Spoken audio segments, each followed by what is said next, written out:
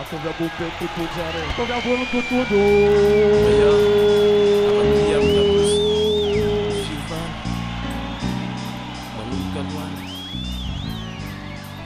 Pandresy ambony pandresy. Vavavavaka amin'ataoko andrandrana zay fahombiazana. Fa maninona ny valim-bavako amin'ny afara amin'ny tovazana. Fa mbola andrasana le fiovahana dray tsy namako. Tsy mbola nandramako fa mandra-piano toizako ny lalako. Fa maninona misy ny mahantra dia misy ny manakarena. Fa maninona miloko mbola misy mena ambony ny mena. Fa maninona tray no alahelo foana noho ny soratako. Fa maninona tizao ny fandresena sasany tsy mety ho fantako. Fa zakako manomboka andrana iaraka amin'ny fiovana. Mba ho mendrika ho rabosako izay mihodiny eraky ny tanàna. Amin'izay ao ato mizana ho mpandresy tsy maty vonono. Miavaka amin'ny rehetrarehetra neritsaiko tsy ho azo lotony goavana. Tsy azo kasihana nefa miseritrasetra. Fa anatin'ny rahako mipirena ny soratra ho bonetra amin'ny rehetrarehetra. Manomboka androany izay disesesy atsika.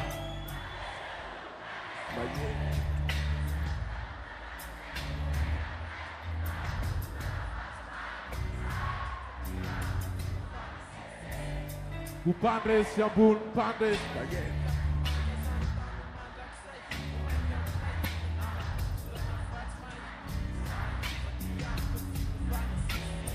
Sotra tompoko rabosy elaly atsena elaly atahorana fa mahita volana loha biby.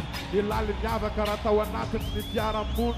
Elatsy ny koze enzana fanadezana sy tsy asogony. Ambony ny erisainy lana dia betsaka aza kitakita.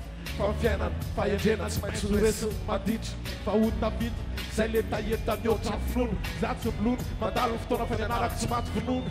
Na misy manakiany alozano amin'le rony. Fa ny tantara ny tsara tarafo ny masoandro avany ambony. Zay ne taheta ny fony fa naoroko tsy ho rafo. Voakotra dia fa fandesena nita soritra eny amin'ny tavy. Tsy ilay nantenina kozy ray fotsiny azavaho ambavy. Fa za le mazava anatin'ny aiziny zay fotsiny dia milaza tsy anjazy. Manomboka androany fandeseny isesesy.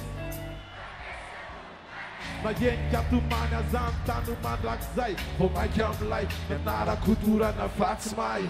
Zay ho aty amiko fiovany isesesy. Anareo mahenika tomany azany tany mandrakizay. Vao mainka amin'ilay nianarako dorana vatsy mahay. Zay ho aty amiko fiovany isesesy.